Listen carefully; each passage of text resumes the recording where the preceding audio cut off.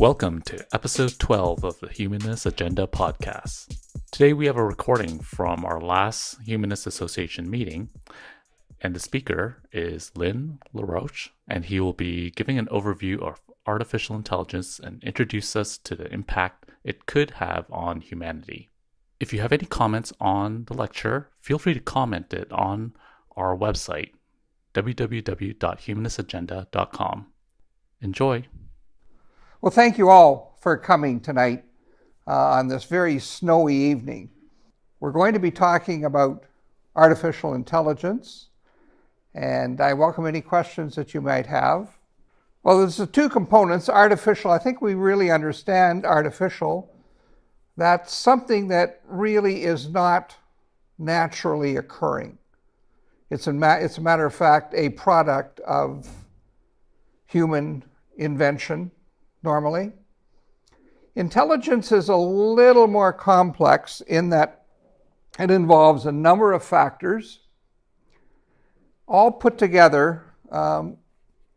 Logic is really I had a little difficulty getting a real definition of logic, but it's basically understanding the complexity of things and putting reasoning, valid reasoning together. Understanding is looking at the context of things in your experience base and putting things in context. Self-awareness, you can look in the mirror and determine it's you, not somebody else, and what you're all made up of. We spend a long time learning, 20 years plus in fact, learning about ourselves, our society, our language, our history, etc. That's something that will be shrunk with artificial intelligence. Learning will become virtually instant. Emotional knowledge. You can look at a person, look at their face and tell whether in fact they're excited, they're distraught, etc. Reasoning. A very complex thing where you can put together various scenarios and rationally determine what is the best scenario. Abstract thinking, one of the best examples that I have of abstract thinking is Einstein's theory of relativity, a very, very unique theory, and it's proved up to this point to be very valid. Creativity, we're a very creative species. All the literature out there, all the paintings, all the artwork out there, all the great buildings, etc. We're very, very creative. Problem solving is looking at a difficult situation or a situation where you use your experience base and you put together a solution that hopefully will work for you. One of our main attributes is the verbal comprehension that we have. We're really the only species that has verbal comprehension. And I think this has led us to our level of intelligence.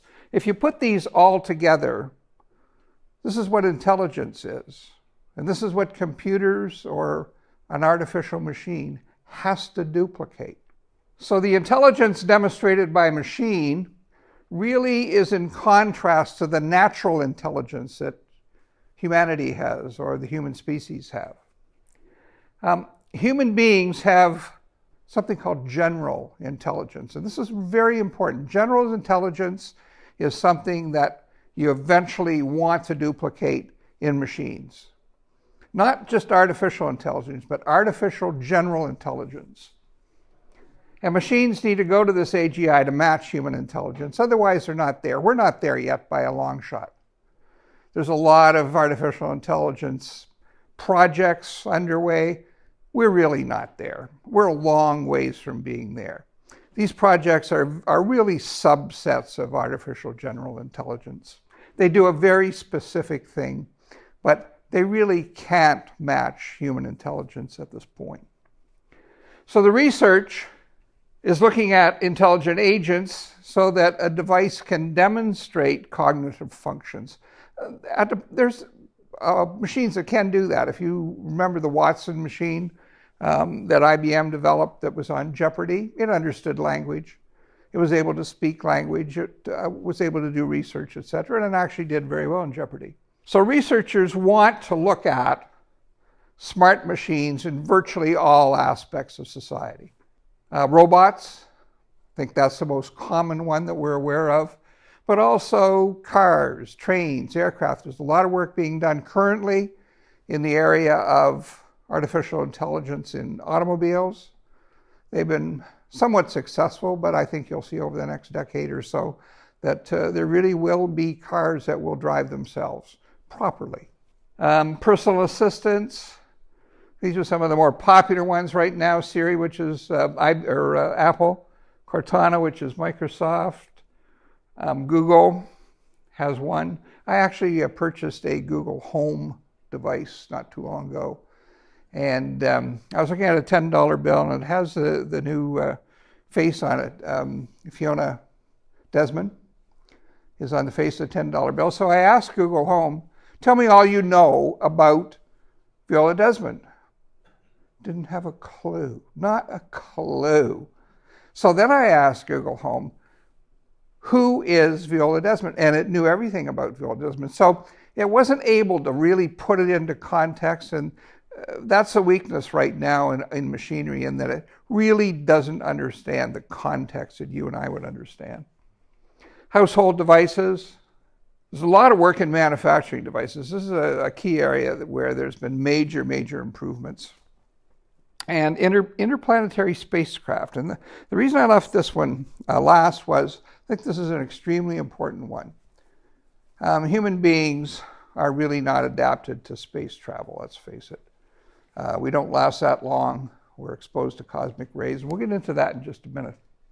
So here's robots. A large variety. They look different. Can you pick out which ones are really not robots? Well, as a matter of fact, they're all robots. This is a robot. That young, tall lady there is a robot. The people around her are not robots, mind you. But it's a picture of, they're all robots, every one of them. There's a real push on for development of artificial intelligence. There's a lot of companies working on this. This is basically a map of where the companies exist. US has a lot of companies here. Don't take that necessarily as a leadership role, however, in the artificial general intelligence area. Many of these companies are working in a very niche area, a very specific area, to develop something very unique and specific, but they're not working on artificial general intelligence. Now, that's a major difference on what these companies are doing. Very few are working on the artificial general intelligence, a whole area of general intelligence. These are the major researchers that are famous for looking at artificial general intelligence. You can see many of them are in Asia. Number 8 is USA, but there aren't too many in the USA. The majority of this kind of development is done through Asia. And I think that really says something as to where some of the real development is going to occur. So let's look at the predictions here. I find this list fascinating. Full automation of labor, 125 years. Brad and I were talking about what are we going to do with all of the people that are put out of work. It is a serious issue at some point. We're going to face that 100 years plus, and it'll gradually occur over a period of time. One of the solutions to that is to provide a tax on robotics and then have a general revenue sharing with the people that are unemployed. High-level machine intelligence. This is really the artificial general intelligence I was talking about 50 years. I'm not sure it'll come that fast. I think we may look at longer periods of time. Certainly within the next few hundred years, I think we will have that. Math research, 45 years. I'm really not sure what they're meaning there in math research. Surgeons, there are surgical techniques now being conducted by machines, but this is more an analysis of general surgery, 40 years. I don't believe that one. New York Times bestseller, 35 years. How would you like to walk into a store and be met by a robot? They're going to sell you something. How would you like to walk into a lawyer's office and they escort you into a room and there's no person there? It's a machine, or it's a screen, or it's your surgeon's office. You're not talking to a real person. You're talking to, there's going to be very difficult acceptance levels here when it comes to many of these areas of automation. A game of Go champion, I don't know if you're familiar with the game of Go. It's a highly complex Go with stones, probably much more complex than chess. Brad actually gave me some information last time on the game of Go. And this predicts 10 years. Well, it's already happened, in fact. The world champion, in fact, has been defeated by a Go machine. The company created, what was the name of the company, Brad? Mind something? DeepMind, I think it's called. It's a British company now owned by Google or Alphabet. And they developed a program that defeated the world champion Go player. Very complex. And then they went further and redeveloped the program by taking an approach where it played against another computer. Normally what they do with these games is they'll program all the moves that they have looked up in history, people's moves, the human moves that they've made, program that all in. They didn't do any of that. What they did is they put the rules in and they let the computer play another computer with the same rules. Took 3 or 4 days and it was an expert. This is really an interesting factor in learning, machine learning. And it produced really amazing results. Google owns this company now, by the way. There's a lot of principles, and you've probably heard about these principles, and I think they're really important, and there's a risk here that these principles won't be followed. But it really has to benefit us. There's no question about it. It has to be fair. It shouldn't diminish our privacy. Now, unfortunately, our privacy is being diminished as we speak in a number of different areas that don't even relate to AI. But it really shouldn't diminish our privacy. I kind of suspect there's going to be a risk area here. Shouldn't have the power to hurt us or deceive us. I think there's major concerns that you will have robots that are war-oriented, developed primarily for war. That would definitely go against that principle. Should be accountable to people. And there should be high standards involved that can be demonstrated and proved in science. So those are general principles that you want to guide the development of AI. So this is primarily my topic tonight. The super intelligent artificial being, where this being has intelligence far, far surpassing that of the brightest human being. I think this will happen. I wouldn't take the 50 years or 40 or 50 years. I think it's going to take a lot longer than that. But I think this will occur. And there's people who will totally disagree with me, that it'll never happen. Well, I believe it will happen. And I think the machines will get very, very smart. But right at the moment, the balance sheet is definitely on the side of us, human beings. We have all of the marbles or cards. But is that going to change? Well, let's see. We've got problems, disabilities, disease, drug use, etc., etc. Superintelligent artificial beings won't be subject to any of these. It takes 20 years to mature. This was my point about learning. They'll learn immediately. It'll be immediately. They'll develop a machine. They'll load the software in. It's immediate. It's instant. 20 years to educate. Well, they can be educated and fine-tuned virtually immediately. We're not really suited for interplanetary travel. And this becomes a point later on in the presentation. I believe that's very important. If we're really going to survive as a species over a long period of time, we have to populate the galaxy. And we're not really suited for interplanetary travel. We have problems of length of life, for example. Cosmic radiation is very damaging to our cell structure, etc. Whereas a superintelligent artificial being will, in fact, be much more suited to interplanetary travel. We're not suited to toxic environments, working in toxic environments. You can put a machine into a toxic environment and work fine. We consume vast resources. They're trying to clean up the plastic in the Pacific Ocean right now. On and on. If you look at superintelligent artificial beings, they're not going to consume very little resources. As a matter of fact, they can use the sun to power themselves. So they're not going to consume a lot of resources. We're subject to memory loss and fault. My wife reminds me of that virtually every day. Whereas there aren't going to be any problems actually with machines. We require a substantial infrastructure, heat, light, etc. Superintelligent artificial beings don't require that much infrastructure. They can virtually survive in all kinds of different environments. We basically have non-specific work roles, but you can clone machines to do very, very specific tasks, and they won't complain. So they're very adaptable to that. We have very slow evolution. We've been evolving over we've been around, 200,000-300,000 years. We don't evolve very fast. Machines can evolve very fast.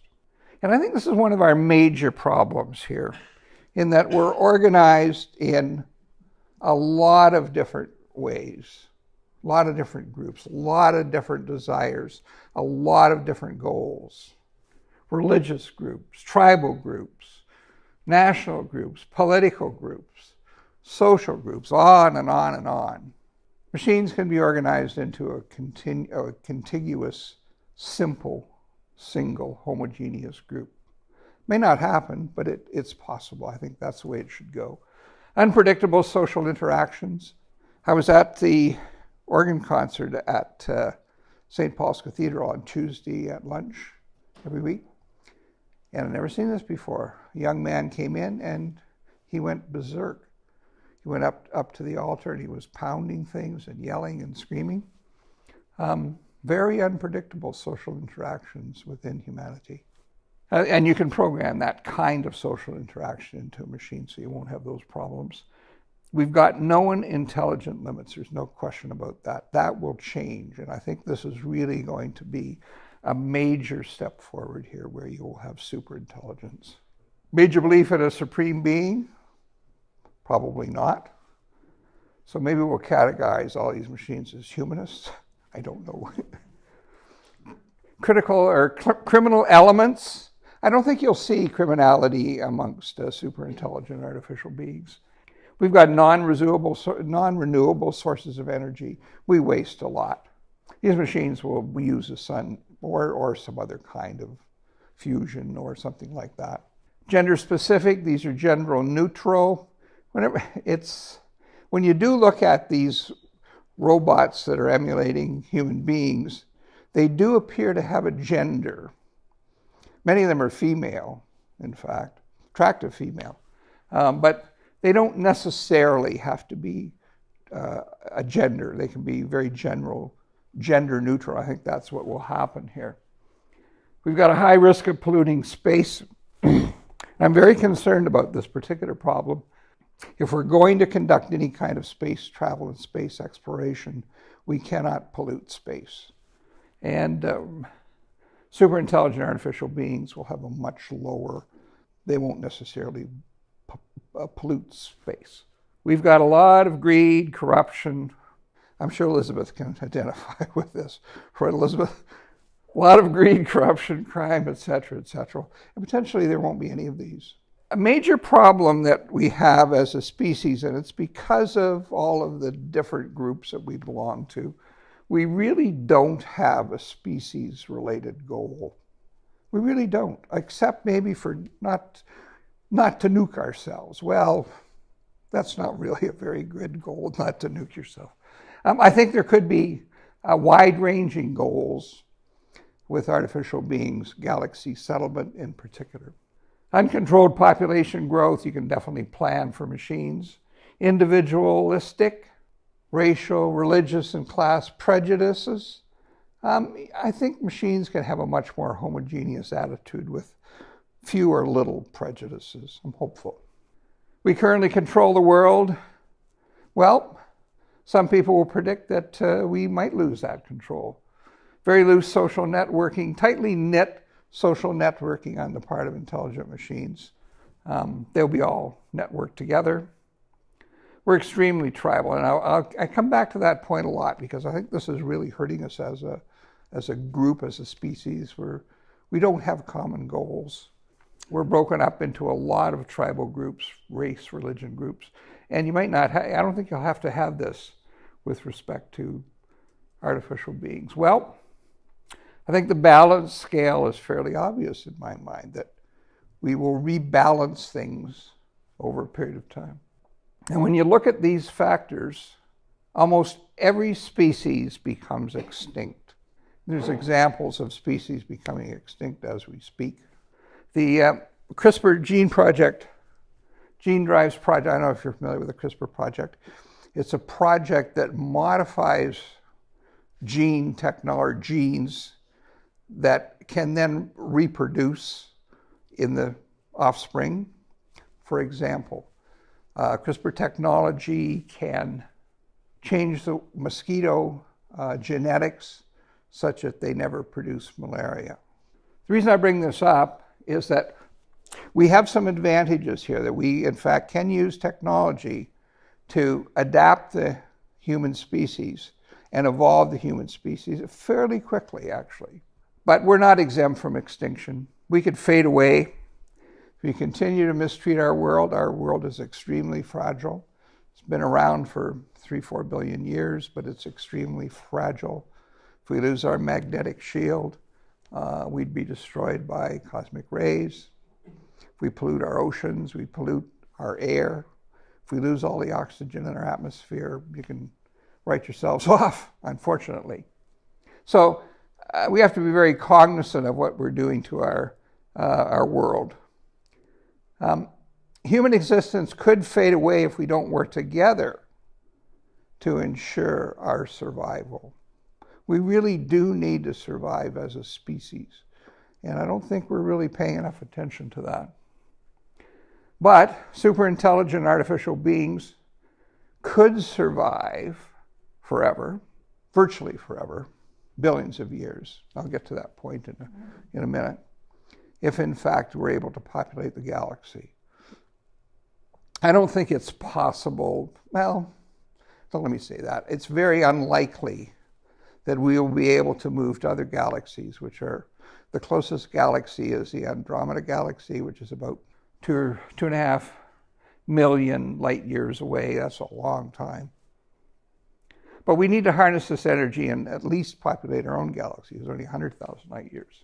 Well, will human beings evolve into super intelligent artificial beings? I don't know. I really don't know.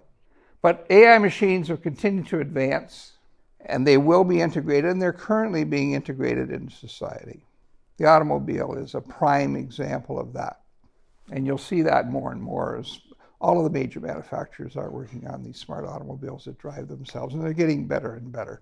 What you hear in the news are examples of failures in this area, but they don't tell you about the millions and millions of successful miles that they have. The accident rate is certainly lower than humans behind the wheel. Space exploration really, sadly, can't be conducted reasonably by human beings. We're just not adapted to that. But super intelligent artificial beings could do that. They'll not take over the world, but eventually become the dominant species in the galaxy. That's a prediction. Earth, if we continue on our line, it may become inhabitable. Maybe not in our generation or the next generation or 2 or 3 generations, but eventually, and it may not take that long.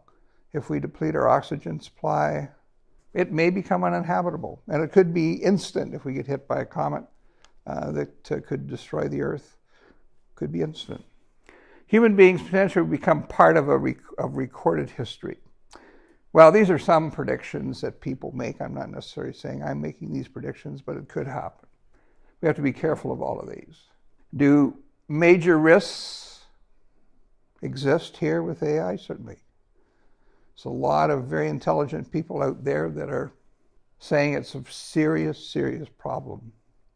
Elon Musk, he's the chap who produces the Tesla automatic vehicle, battery-operated vehicle.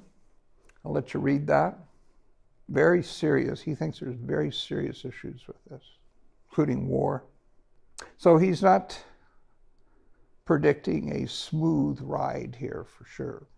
Stephen Hawking, who's now deceased, unfortunately, sort of shared to some degree that vision as well.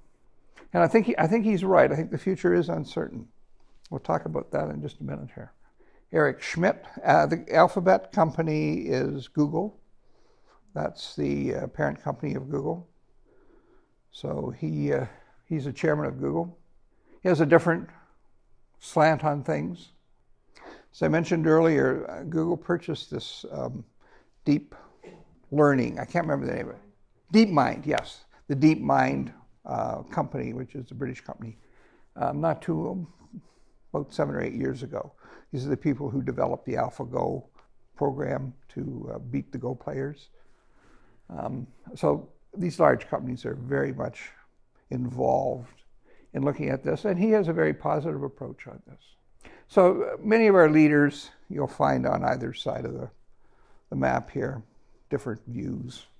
This is questions I cannot answer, and I don't know the answer to these, but I think it's important to try and understand what's going to happen here. Superintelligent artificial beings, are they going to be able to demonstrate these emotions? Are they going to be able to demonstrate moral values? Hopefully, they'll be able to demonstrate moral values. A sense of humor.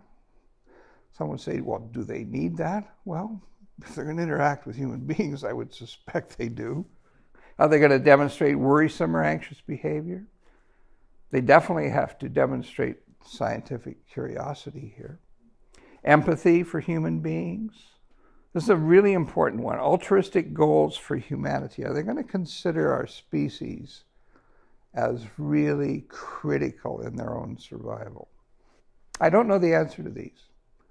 And when you really look at this whole area, it's undetermined. You've got different leaders in society predicting this, predicting that. I don't know the answers to these things, but I do have some thoughts on what we should do. How do we know when it's going to be here? Is it tomorrow? Is it the next day? How are you going to determine this?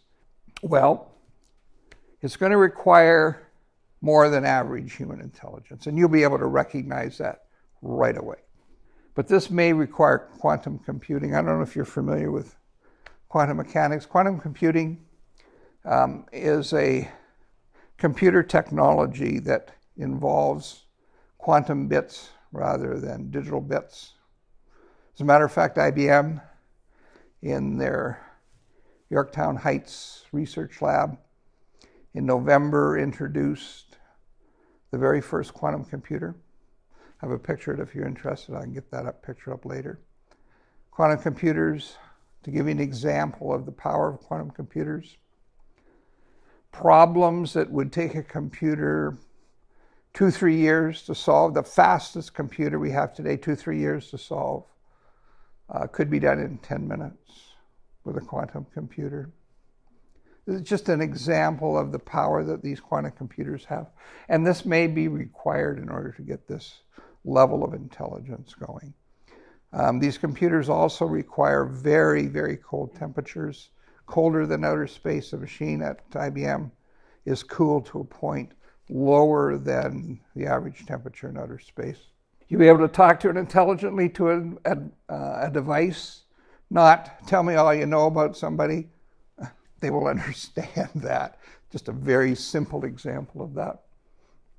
AI will learn about you, your likes, your dislikes. They'll treat you like a human being should be treated. AI will know and understand more about you than you do about yourself. Definitely that's going to happen.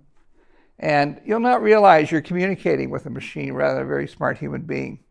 But I do get back to the example of walking into the lawyer's office. You've got a major legal problem, and you're faced with talking to a machine.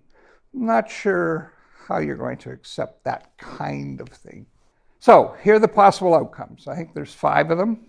There may be others. We're destroyed prior to any development. The end. Comet hits us tomorrow and wipes out the Earth. We're done. That could happen. Superintelligent artificial beings never come into existence, and humanity remains as is, evolving very slowly. A lot of people predict that's what's going to happen. You'll see pockets of machines that are intelligent doing very specific works, but they'll never get to that general intelligence level that we're predicting here. Humanity coexists with these machines. I'm hoping that'll happen. Humanity becomes cyborg-like, or the Gilgamesh project. I don't know if you're familiar with this particular project. This is a project that they're working on to bring immortality to human beings. And it's a real project where they're able to reduce the aging and eliminate aging, basically. Not sure how they're going to do accidental death and that, but basically this particular project, a very interesting project, will allow human beings to live forever. It's like immortality. I don't think that'll ever be achieved, but the goal is to, get you to the age of Methuselah, etc. And this could coexist with these machines. And another outcome, machines could take over and subjugate or eliminate humanity. This is another potential outcome. So I don't know which of these will happen, but those are the possible outcomes. Here's my take. I think human life is extremely precious, and the reason it's precious is because of our intelligence. We may be the only intelligent life in the galaxy. Not sure about the universe, but the galaxy. We may be the only intelligence there, and I think we need to protect this at all costs. We need to protect this. Intelligent beings hopefully will come to realize this as a primary goal. This is my real hope, that they need to realize this is a primary goal, and achieve this, we need to populate this intelligence across the galaxy. And still not the end. It's going to give us only 4 billion years. If you look at what's happening in the galactic sort of local area, the Andromeda Galaxy is merging with the Milky Way. It's going to merge in a couple of billion years, 2 to 3 billion years. So that's why I put 4 billion years there. Not sure what will happen with that. Typically, the smaller galaxy gets devastated, which is our galaxy, the Milky Way, and the larger galaxy sort of takes over. That could happen. That is going to happen, actually, 4 billion years. There we have it. Questions? Thanks for listening to the Humanist Agenda podcast. Be sure to check out our website at www.humanistagenda.com and feel free to give us feedback. We hope you'll join us on our next episode.